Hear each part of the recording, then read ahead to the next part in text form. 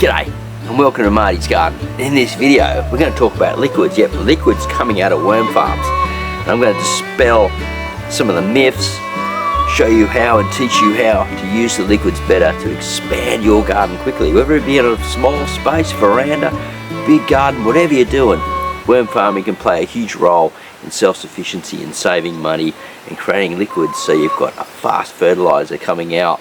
And when this is done properly, this stuff is like, it's like putting your garden on steroids because it doesn't burn any of your seedlings and any of your plants, and I just absolutely love the stuff. So I'm going to show you and teach you the tips and tricks of getting it right so you can get it cranking and happening at your place. Right, let's go around to the front of the wormery here. Hopefully there's enough light to film these farms.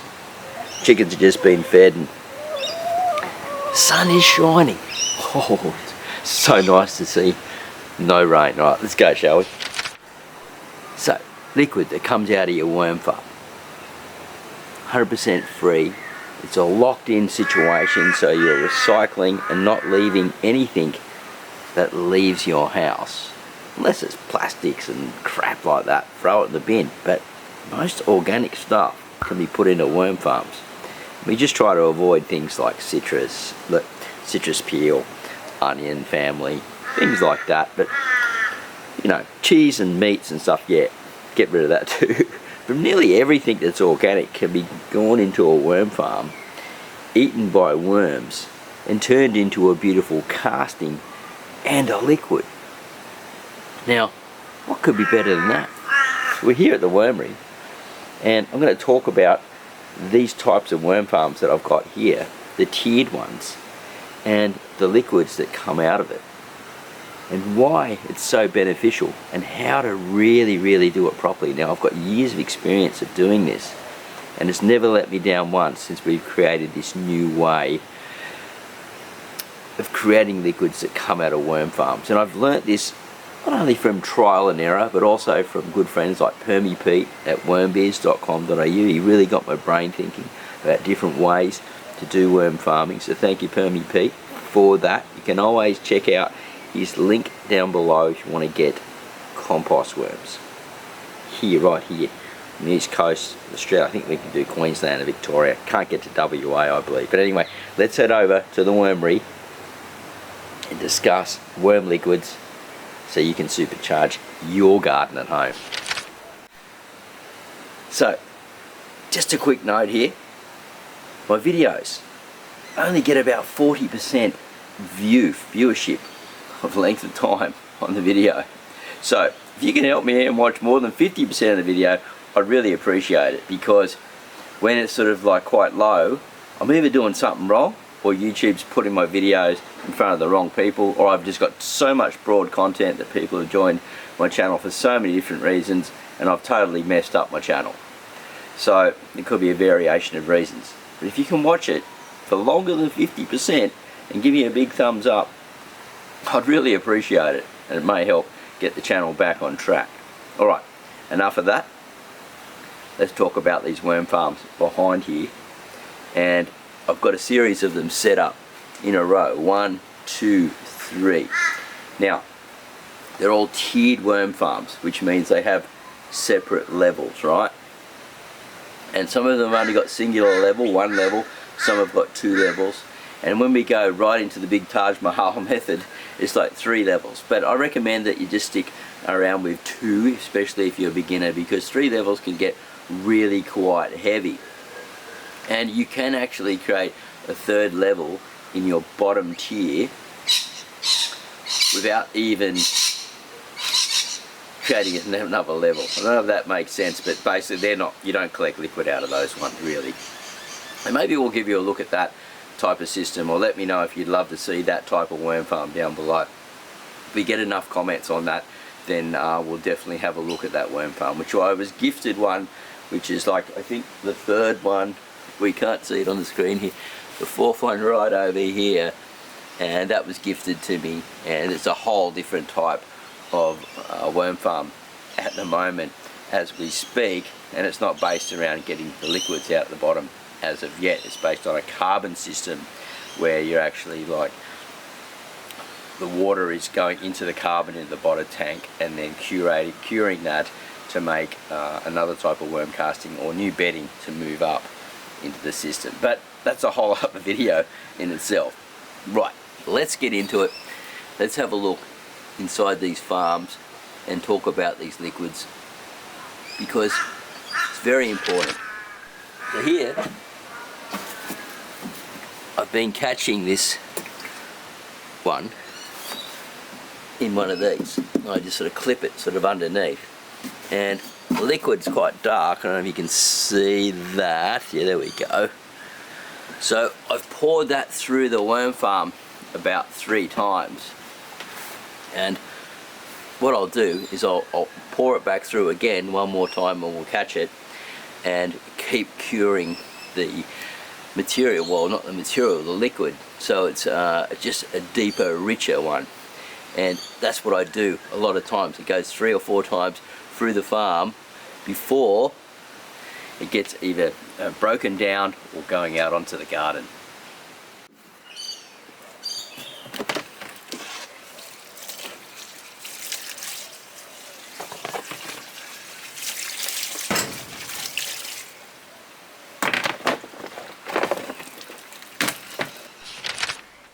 So it's gone through the farm 3 or 4 times now, 4 times.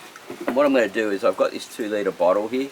Now you don't have to do it like that, you can just shake it up in one of these like this and really get the oxygen into it, put it straight on the garden, or you can break it down to like a, how do you put it, like a weak looking tea, or some like if you want to really go to the far extremes of breaking it down, probably 10 to 1 is about as far as you could take it, or if you feel it's still a bit weak, go down to 3 or 4 to 1, and that way you'll get a very good liquid. Now I like to put it into these because we have these for milk, because we drink a lot of milk, and you can see there that's quite dark, right? So I've put in about a quarter. Now if I've got rainwater, I'll add that to that, or some type of filtered water. You don't want to use, we'll talk about the waters in a minute, but you don't want to use chlorine stuff to kill all the good microbes in there. So we shake it right up as much as we can. Now why do we shake it up like that? Well, the main reason is because there's lots of oxygen in there. Now think about when the rain falls from the sky, right? It's gathering and collecting oxygen and minerals and different things from the sky. Now this is nutrient rich, it's got a lot of minerals and microbes and things in it. Everything leaves off oxygen. Without oxygen, everything dies, right? It comes anaerobic and the whole lot. So the more oxygen we give it, if you fed a little bit of sugars to this with a bubbler, it would also then grow more microbes in here. That's, you know, that's what they do with worm teas and things like that. We're not doing that today. We're just going to shake this right up, get a lot of oxygen into it. And then when we pour it onto the plants, the oxygen in this will get uptaken by the roots much easier. Think about it again, like nature. The rain's coming down, there's lots of oxygen in the raindrops, hitting the ground, it's splattering and creating more oxygen again, and then moving through a soil profile and then hitting the root system, because there's lots of oxygen, and then it's soaking into the nutrients around below. It's actually, the oxygen's going down to all the mycorrhizae, you know, the different fungal situations and things like the systems and stuff, and building the living web. And so what we're doing, when we do this, we get lots of oxygen and pour it into the thing, the nutrient will actually get to the roots and get uptaken by the roots much more efficiently, and the plants will do really, really well. And you can put this onto your plants all the time, because when it's done correctly, it doesn't burn the roots of your plant. And if you want to do it a weak one, you just put it on more often onto your plants. And if you're doing a stronger one, then just don't do it all the time, you know, maybe a couple of times a week.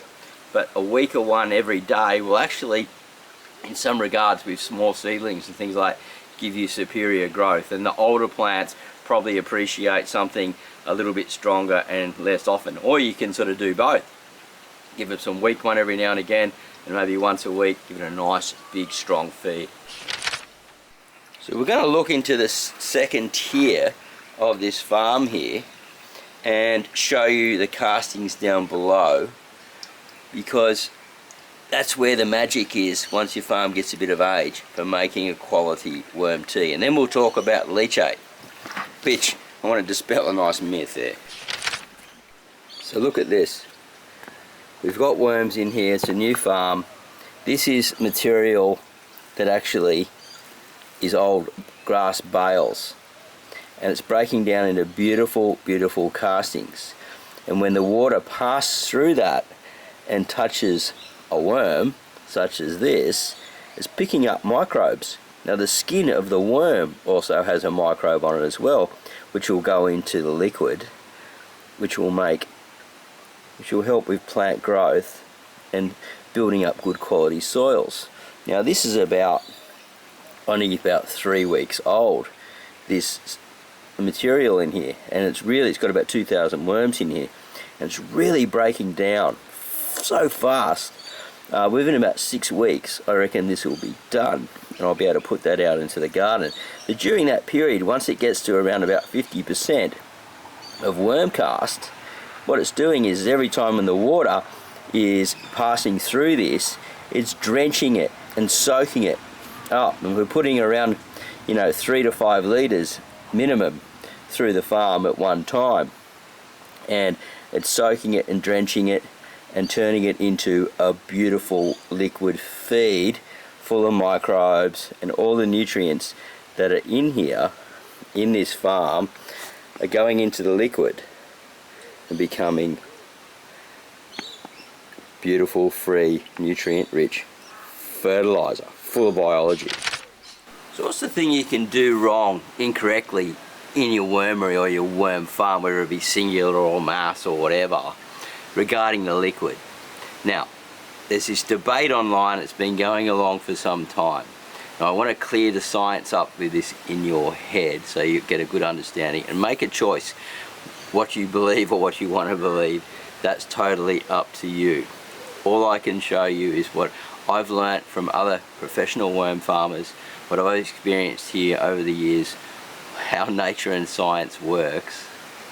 And look, I've debated with some people here, and I haven't been able to win. And I've given up trying to win, I really do. I just want to leave it up to you what you think. Now, the difference between a drench and a leachate, and the mistake that you may be making when making these liquid fertilizers for your garden. Now the first mistake would be putting leachate into a worm farm and then out into the garden unless you oxygenate it.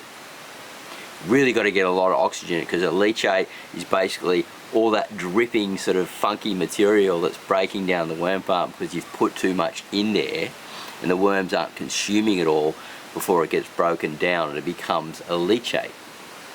And so that stuff isn't so good. It's actually quite toxic and it's anaerobic, and it's bad stuff. But if you're feeding the worms when they're consuming it all, and then you're waiting till it's nearly all done and they've eaten it, and then you feed it again and not overfeeding, you don't end up with leachate in your system. And you've got, like I should teach, in the second tier, you have worm castings that are falling down, because the worm castings are heavy, they're falling down into the second tier and building up. And when you put the water through 3 to 5 litres at a time, you put it through 3 or 4 times to build up a really good strong liquid, then the beautiful thing is it becomes a drench, a liquid. Now it's not a worm tea, so to speak, you could call it that, but it is a liquid, and I call it a worm drench. Now I'm just going to get over here into some better light because I'm filming pretty early in the morning, and we've got one of the microphone pieces is missing, so we're trying to do the best we can staying next to the camera and getting the sound onto the microphone. Right, let's keep going here with this. You've got your second tier, and the water's coming through and soaking through slowly. It's like I said in the video, it's touching the worm, grabbing the microbes, and then it's going through the material, which is mostly castings. As that system gets older and the castings get more and more castings, it's broken down, and let it come out into the liquid below, which is a worm drench, a liquid drench. And then you shake it up, you stir it up, whatever you can, you put it onto your onto your plants, onto your garden. Break it down however you want, as long as you're avoiding sort of like chemicals in your tap water, which you need to let your tap water sit for at least 1 to 2 days in a big bucket to dispel that. Not all, it's a totally different subject again. We do the best we can to provide the best quality water. Rainwater is the number one. And we put it onto our roots of our plant, onto our seedlings, and when it's highly oxygenated, the plants and the roots and everything go, wow, this is great, microbes and nutrients, and the plants just grow like crazy, really healthy, and it's all coming out from your kitchen or around your garden into your worm farm and helping you create beautiful, beautiful, green, luscious, living, edible plants. And not only save your money, it just tastes awesome, so healthy for you, and you're creating a closed loop system. If you've been using that system, you've been watching my channel for quite a while and you're having success, let us know in the comments box down below. If you're doing something similar, let us know in the comments box down below. You may totally disagree with my leachate thing, but I want you to understand the science around it. Oxygenate everything, and then you do not get an anaerobic system. You could actually turn leachate into something really good if you highly oxygenate it and make it become aerobic. But that's a whole different video for another time, and I don't think people are really interested in that. They just want to grow more and more awesome food at home. Please give us a big thumbs up. Let me know if you watched this video right through. I really hope we get more than 50% view time on this video. Otherwise, I'm in deep trouble on this channel. And well, we'll see. Alright, have a great day. Happy gardening. We'll see you at the next video real soon. Bye for now.